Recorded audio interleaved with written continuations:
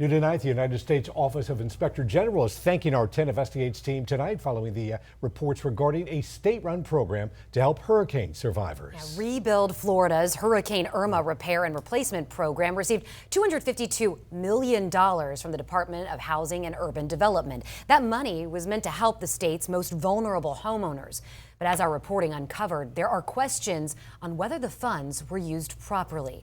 In a statement from the Office of the Inspector General, they tell us, quote, "We greatly appreciate First Coast News, 10 Tampa Bay and Florida homeowners for bringing to our attention allegations of potential fraud affecting the Rebuild Florida program. We encourage all victims of natural disasters to report suspected fraud, waste, or abuse in HUD-funded disaster recovery programs to the Office of Inspector General hotline at this website." Our 10 Investigates Jennifer Titus is here with more on what the OIG had to say. And Jen, you've been uncovering these issues for an entire year now. Is the OIG going to investigate?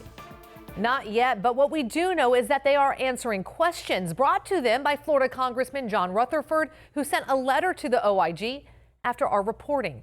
The OIG responded to the letter regarding how the funds are spent and the oversight given by saying the OIG has identified a number of specific limitations that HUD faces in assessing grantee compliance with program regulations, and that by design, the program allows grantees to undertake a broad range of activities to address unmet or mitigation needs following a disaster.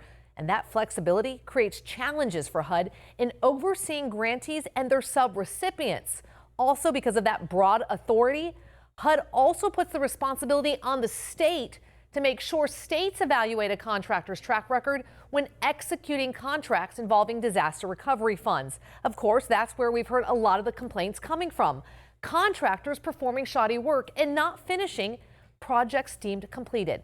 We know there are still people waiting to get back home after Hurricane Irma in 2017. The state says projects should be completed by December 31st, but after talking to some recipients today, they say that is not going to happen.